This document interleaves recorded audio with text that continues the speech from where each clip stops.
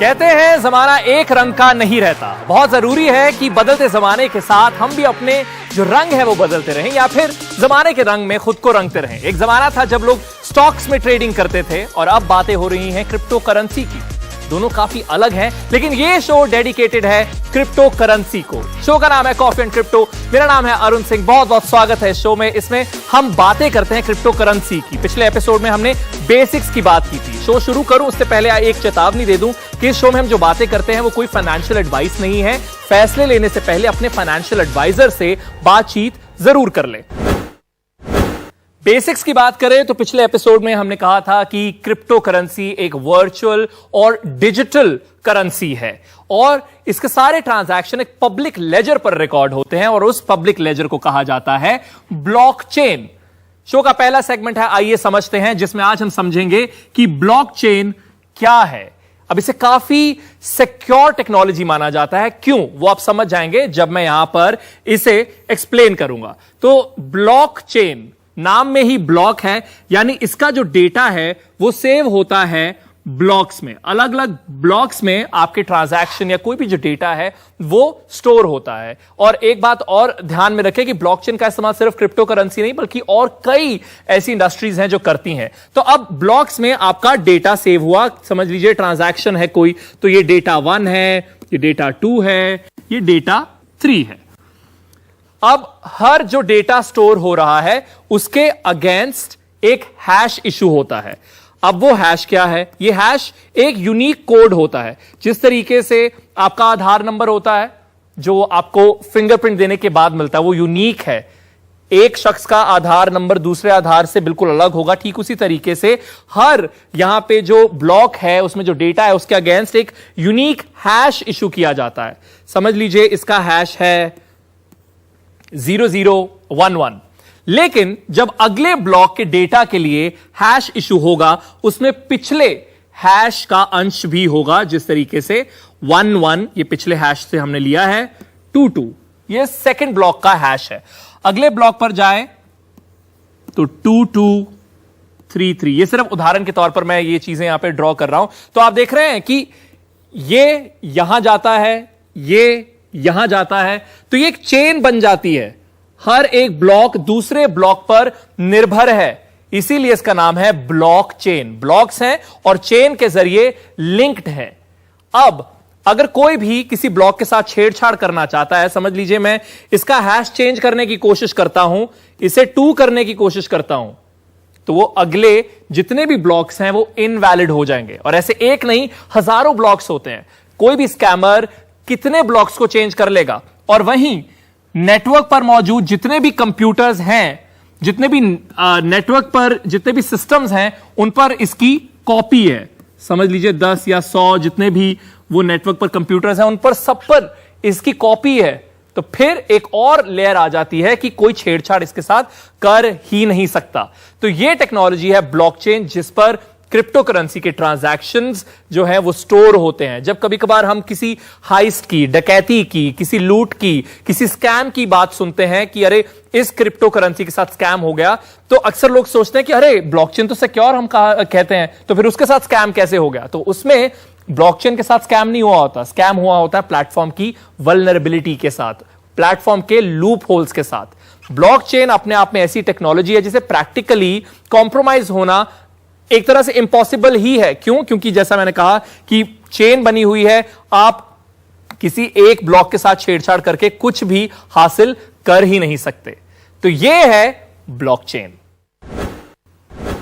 कहीं ना कहीं दुविधा यह जरूर बनी रहती है कि जब मैं क्रिप्टो करेंसी की मार्केट में उतरूं तो यह कैसे डिसाइड करूं कि किस कॉइन पर मुझे अपने पैसे लगाने हैं, किस में मुझे ट्रेडिंग करनी है और कैसे मैं शुरुआत करूं। तो कॉइन्स के साथ आप कैसे खेल सकते हैं, आप कैसे शुरुआत कर सकते हैं, उसी की बात आज हम रोहास नागपाल के साथ करने वाले हैं। इन्होंने किताब लिखी है फ्यूचर मनी प्लेबुक। ये चीफ ब्लॉकचेन आर्किटेक्ट हैं रैप्ड एसेट प्रोजेक्ट में। बहुत बहुत स्वागत है आपका रोहास। और इन्होंने पैरामीटर्स आज हमें बताने हैं, लेकिन बड़ा ही बढ़िया तरीका इन्होंने अपनाया है। इनके जो नाम के अक्षर हैं उसी पर आधार इन्होंने बनाया है इन सारे पैरामीटर्स का। ROHAS, आर से शुरुआत करेंगे। रेवेन्यू इनका पहला पॉइंट है जिसके आधार पर हम देख सकते हैं कि कौन सा कॉइन हमें चूज करना है। Rojas, go for it. हाँ जी, तो अरुण जी, जो आर है या रेवेन्यू है, इसमें यह जानना बहुत जरूरी है कि ये जो क्रिप्टो है ये करती क्या है, इससे प्रॉफिट कैसे बनाया जाएगा। तो एक एग्जांपल लेते हैं, अगर हम उदाहरण लेते हैं बिटकॉइन का, तो बिटकॉइन का काम है मीडियम ऑफ एक्सचेंज, मतलब लोग रुपए की जगह बिटकॉइन से सामान खरीदे और बेचे। तो इसके लिए हम बोल सकते हैं कि जो एल सैल्वाडोर कंट्री है, वहां पे अभी कुछ दिनों के बाद बिटकॉइन लीगल टेंडर माना जाएगा, मतलब लोग रोड पे भी बिटकॉइन के साथ सामान खरीद बेच सकते हैं। तो अगर ये चल पड़ा तो ये बिटकॉइन के लिए बहुत ही बड़ी चीज होगी। दूसरा हम देखते हैं जैसे इथेरियम या ईटीएच जैसा है, तो उसका काम है कि इथेरियम के प्लेटफॉर्म पे कोई भी बिजनेस अगर कर रहा होगा तो उसे पेमेंट ईटीएच में करनी पड़ती है, तो वो हो जाता है इथेरियम का रेवेन्यू मॉडल। ठीक है, तो अब ओ से है ऑर्गेनाइजेशन, उसके बारे में क्या कहेंगे आप? हाँ जी, तो ऑर्गेनाइजेशन मतलब हमें देखना है कि इस क्रिप्टो के पीछे टीम कौन सी है, कौन फाउंडर है, और दूसरा हमें यह भी देखना है कि उसका इकोसिस्टम क्या है, कौन लोग हैं जो उसकी माइनिंग करने वाले हैं या उसके नोड चलाने वाले हैं या उस प्रोजेक्ट के पार्टनर हैं, या अलग अलग स्टार्टअप उसके ऊपर क्या सोल्यूशन तैयार कर रही है। जैसे अगर हम एग्जांपल लेते हैं थीटा का, तो वो एक वीडियो स्ट्रीमिंग का क्रिप्टो है और गूगल जैसी कंपनीज उसके नोड चलाती हैं, तो ऑटोमेटिकली हम बोल सकते हैं कि हाँ, इसके पीछे जो ऑर्गेनाइजेशंस हैं वो बहुत स्ट्रांग हैं। और एच से आप बता रहे हैं हिस्ट्री के बारे में। हाँ जी, अभी हिस्ट्री दो तरफ से देखी जाएगी। एक तो कि आज तक उस क्रिप्टो ने जो जो कहा है, जो उनका रोड मैप माना जाता है, वो क्या उन्होंने टाइम से किया है। और यहां पे आप देखेंगे बिटकॉइन ने तो जरूर किया, पर इथेरियम ने बहुत कम बार अपना एक्चुअल टाइम टेबल फॉलो कर पाए हैं वो। और दूसरा हम ये देखते हैं कि जब से ये क्रिप्टो शुरू हुई है उसकी प्राइस कैसी रही है, उसका all time high, all time low, उसकी लिक्विडिटी कैसी है, मतलब क्या मैं आराम से उसको एक्सचेंज में खरीद और बेच सकता हूं, क्या वो बहुत सारे एक्सचेंज में अवेलेबल है, ये सब हम उसको हिस्ट्री के अंदर देखते हैं। अच्छा, अब आगे ए की तरफ बढ़ते हैं और मेरे नाम का पहला अक्षर ए ही है और बड़ा ही इंटरेस्टिंग वर्ड इसमें आपने चूज किया है, एल्गोरिदम, तो इसके बारे में बताएं। जरूर, तो अब इसमें हम देखते हैं कि आपने सुना होगा जो क्रिप्टो होती है उसका कंसेंसस मैकेनिज्म क्या है। तो बहुत लोगों को पता होगा कि बिटकॉइन के लिए प्रूफ ऑफ वर्क बोला जाता है, और अब बोलते हैं कि इथेरियम जो आज तक प्रूफ ऑफ वर्क पे चल रहा है वो अब प्रूफ ऑफ स्टेक पे जाएगा। तो ये होता है कंसेंसस, बहुत ही जरूरी चीज।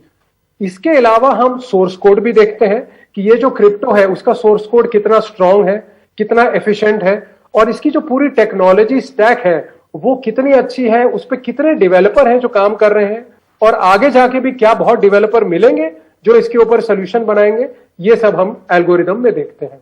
आखिर में एस पर आते हैं, जिन्होंने अभी अभी हमें ज्वाइन किया। उन्हें मैं बता देता हूं कि ये रोहास नागपाल लेखक हैं, ब्लॉकचेन के बारे में लिखते हैं और इन्होंने अपना एक तरीका जो है वो हमारे साथ ये साझा कर रहे हैं, जिसे ये बुला रहे हैं the ROHA's way of picking cryptos. तो उसमें ROHA की हमने बात कर ली है। एस पर आइए।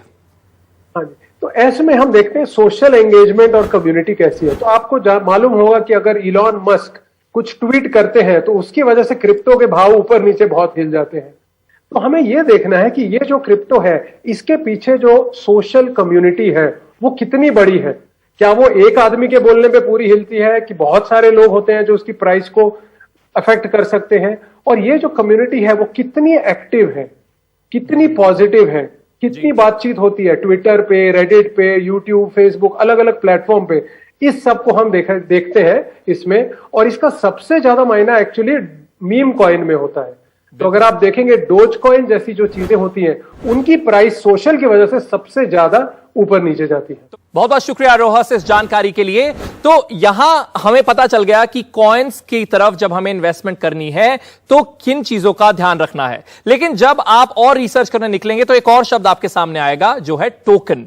अब कॉइन और टोकन, इन दोनों में क्या अंतर है? तो इस बार भी हमने दो भाइयों की मदद ली है इन दोनों के बीच में जो अंतर है उसे समझने के लिए। वक्त है हमारे अगले सेगमेंट वर्सेस का।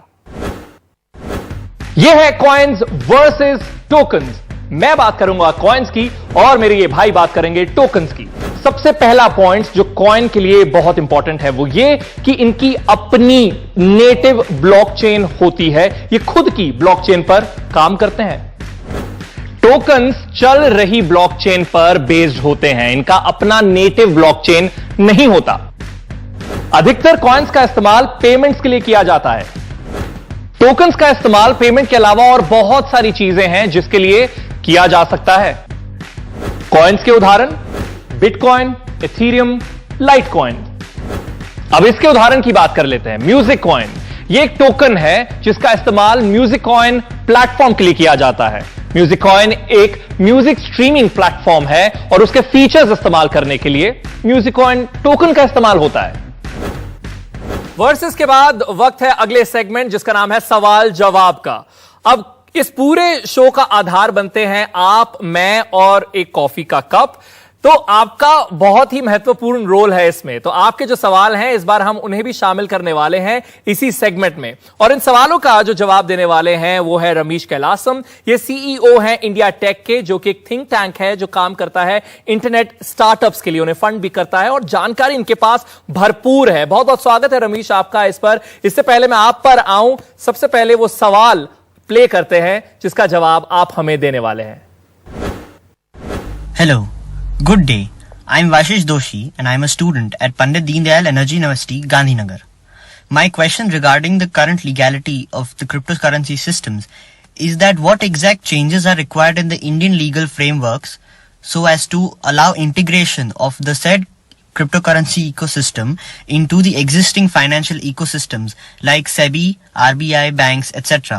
And how exactly to align the said cryptocurrency system with the systems of taxation in terms of classification regarding asset class, capital gains, time horizons, tax rates, etc. तो लीगल फ्रेमवर्क में किस तरीके के बदलाव होने चाहिए, और जिस वक्त हम ये बात कर रहे हैं मैं आपको ये भी बता दूं, क्रिप्टो बिल लाने की फिराक में सरकार है और फिलहाल रमेश जो है वो एक परफेक्ट कैंडिडेट बन जाते हैं टू आंसर दिस। तो रमेश आप बताइए क्या कहना होगा आपका इस सवाल के बदले। इसके संदर्भ में हमने इंडिया टेक की तरफ से 3 महीने पहले एक व्हाइट पेपर निकाला हुआ था और हमने डिटेल जो है रिकमेंडेशन सरकार को सबमिट की हुई है, आरबीआई को सबमिट किया हुआ है, वित्त मंत्रालय को सबमिट किया हुआ है, जिसमें हमने इसको 5 हिस्सों में बांटा हुआ है। जो सवाल इन्होंने पूछा था वो सारी चीज जो है इस व्हाइट पेपर में एड्रेस की गई है। ये ऑनलाइन अवेलेबल है हमारे वेबसाइट में indiatech.org में, आप डाउनलोड करके देख सकते हैं।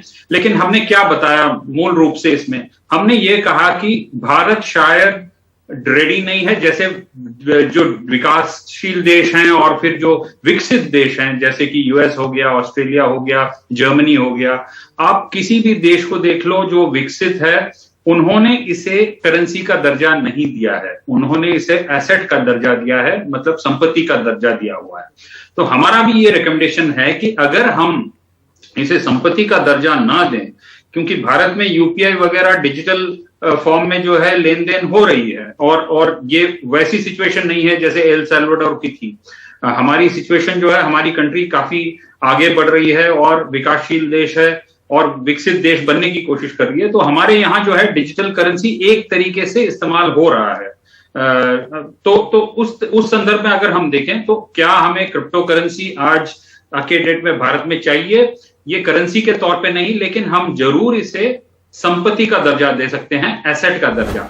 दूसरी चीज हमने ये कहा है कि ओनरशिप रिक्वायरमेंट, स्टार्टिंग के दिनों में गवर्नमेंट को ये शंका है कि ये वर्चुअल है, कस्टम्स बैरियर पार करके आती है, जो बिल्कुल जायज है। तो उसके लिए हमारा ये कहना है कि स्टार्टिंग में हम ये कह सकते हैं कि सिर्फ भारतीय ओन्ड जो एक्सचेंजेस हैं, जो भारतीय फाउंडर्स ने सेटअप किया हुआ है, जो इंडियन स्टार्टअप्स ने सेटअप किया हुआ है, गवर्नेंस के हिसाब से यह बेहतर रहेगा कि हम सिर्फ इंडियन फाउंडेड एंटिटीज को इनिशियली इसका क्रिप्टो एक्सचेंजेस चलाने का हम परमिशन दें, और उसमें भी बैंकों की तरह हम इसमें एफडीआई कैप कर दें 74% पे, ताकि जो है इंडियन कंट्रोल रहेगा 26% का। जो बैंकों में अगर हम कैश को 74% एफडीआई में चला सकते हैं तो क्रिप्टो भी चला सकते हैं। कस्टमर का केवाईसी होना बहुत जरूरी है। जो एफएटीएफ है, जो इंटरनेशनल गाइडेंस देता है, जो फाइनेंशियल एक्शन टास्क फोर्स है, उन्होंने भी ये कहा है कि केवाईसी अनिवार्य है। दूसरी चीज हमने इसमें यह भी कहा है कि accounting standards, classification of crypto currencies, ये सब होना जरूरी है, क्योंकि आपका जो क्लासिफिकेशन है इसके हिसाब से डिसाइड होता है कि अगर ये एसेट है तो ये कहां पे दिखेगा आपके बैलेंस शीट में। अगर ये एसेट है तो अकाउंटिंग स्टैंडर्ड्स होनी चाहिए जो डिफाइन करेंगे कि आपके बैलेंस शीट में इसको कैसे दिखाना है, नोट्स एंड अकाउंट्स में कैसे दिखाना है। अगर आप कंपनी है, अगर आप इंडिविजुअल हैं, तो हमारा ये कहना है कि शॉर्ट टर्म है तो शॉर्ट टर्म कैपिटल गेन है, लॉन्ग टर्म है तो लॉन्ग टर्म कैपिटल गेन है। और अगर आप ट्रेडर हो जिनका फुल टाइम सिर्फ क्रिप्टो करेंसी पे होता है तो ये profits and gains from business और प्रोफेशन में आ जाएगा, जो एक लाइन ऑफ आइटम है डिफरेंट 5 टाइप्स ऑफ इनकम में। ठीक है, बहुत बहुत शुक्रिया ये सारे तरीके बताने के लिए। अब समय की थोड़ी कमी है, लेकिन दूसरा सवाल मैं लेना चाहता हूं, अगर संक्षेप में अगर आप वो बता पाएं। दूसरा सवाल आपके लिए प्ले कर रहे हैं। नमस्कार, मेरा नाम अंजलि चांडक है। मैं असम के कॉटन विश्वविद्यालय की छात्र हूँ।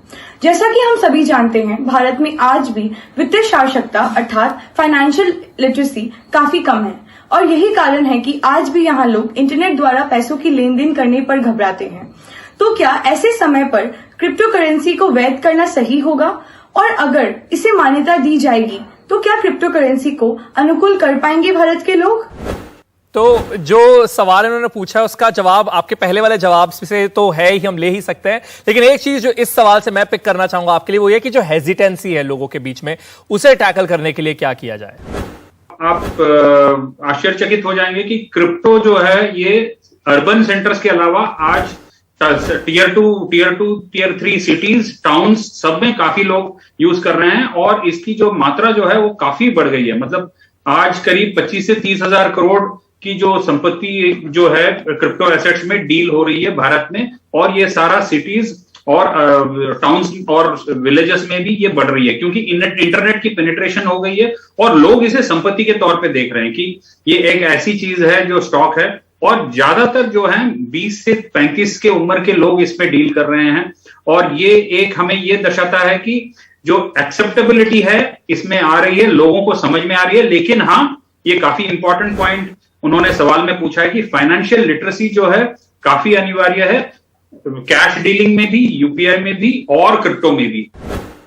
रमेश, बहुत बहुत शुक्रिया हमारे सवालों का जवाब देने के लिए। और अगर आप चाहते हैं कि आपके सवाल अगले एपिसोड में शामिल हों तो रिकॉर्ड कीजिए सवाल, अपलोड कीजिए अपने सोशल मीडिया हैंडल्स पर, और टैग करना मत भूलिएगा एनडीटीवी इंडिया को, और हैशटैग इस्तेमाल कीजिएगा क्रिप्टो विद एनडीटीवी। मेरा नाम है अरुण सिंह, आप मुझे भी टैग कर सकते हैं। लेकिन फिलहाल वक्त है ब्रेक का। ब्रेक के बाद लगाएंगे क्रिप्टो की कक्षा। मैं बाजार में निकलने वाला हूं और लोगों से पूछूंगा कुछ क्रिप्टो करेंसी की टर्म्स के बारे में, और देखेंगे कि क्या उन्हें उन टर्म्स का मतलब पता है या नहीं। ये क्या सोच रहे हैं, मैं क्या कर रहा हूं, मैं ये मास्क पहनने वाला हूं, और क्योंकि तैयारी पूरी है बाहर बाजार में निकलने की, तो आप भी मेरे साथ ज्वाइन कीजिएगा ब्रेक के बाद कॉफी एंड क्रिप्टो।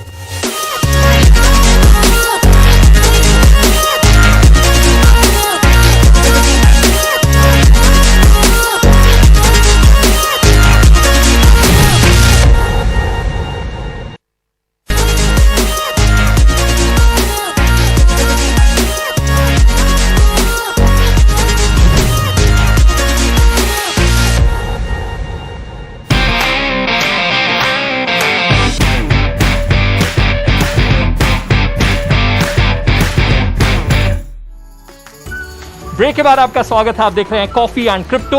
ब्रेक से पहले वादा किया था कि बाहर निकलेंगे, क्रिप्टो की कक्षा के लिए बाहर आ चुके हैं। सुंदर दुकानें मेरे आसपास हैं। सर, क्रिप्टो करेंसी एक्सेप्ट करते हैं? नहीं करते। ओके, क्रिप्टो की कक्षा के लिए हम बाहर आए हैं। 3 शब्द आज हम सीखेंगे। एक है गैस, दूसरा है पंप एंड डंप, और तीसरा है कोल्ड वॉलेट। और पहले बता देता हूं कि कोल्ड वॉलेट का मतलब ठंडा बटुआ नहीं होता। तीनों का अर्थ बताएंगे जरूर, लेकिन पहले लोगों से पूछ लेते हैं कि उन्हें क्या लगता है इन तीनों शब्दों का अर्थ क्या है। आप बताइए, पंप एंड डंप क्या है? आई थिंक लाइक जो फ्लक्चुएट होता है क्रिप्टो करेंसी का rate. Pump basically a rise उछाल। yeah, rise and fall. When it goes for a hike, it pumps, cryptocurrency, and then when it goes down, it's, dump. Gas कर लीजिए, मतलब जरूरी नहीं है कि आपको पंप और डंप क्या है? एक ग्रुप पहले बड़ी संख्या में कॉइन खरीदता है जिससे मांग में तेजी आए, यानी दाम पंप हो, और फिर उसे ऊंची कीमतों पर बेचता है, यानी डंप करता है प्रॉफिट कमाने के लिए। गैस क्या है क्रिप्टो करेंसी के लिंक में? Gas any wild gas? No. Don't do this to me. Gas, petrol or diesel. You put gas in मतलब cars. उसको गाड़ी में पेट्रोल डालते हैं तो चलती है ना, वैसे ही क्रिप्टो में पैसा डालेंगे तो ही बढ़ेगा ना, जिससे रोटियां सेकता है। गैस सब कुछ होता है जो लिक्विड और उसको छोड़ के okay solid liquid gas solid और लिक्विड छोड़ के गैस। ओके, गैस क्या है? इथेरियम ब्लॉकचेन में ट्रांजैक्शन में लगने वाली कीमत। Cold wallet, Cold wallet, empty wallet, like no money. ठंडा। Yeah. तो हॉट वॉलेट क्या है? Full of money. जल रहा है। Yeah. Maybe something in a pen drive that is not used all the time. But Empty wallet. Maybe. खाली ठंडा हो क्या जो। Cold wallet, I don't know. Cold wallet, maybe mutuals. Cold wallet means all the except cash. Which is used like online only. Offline wallet जिसका इस्तेमाल crypto currency को जमा करने के लिए किया जाता है उसे कोल्ड वॉलेट कहते हैं। ये वॉलेट को किसी भी तरह के हमले से सुरक्षित रखता है। चलिए, क्रिप्टो की कक्षा होती है समाप्त।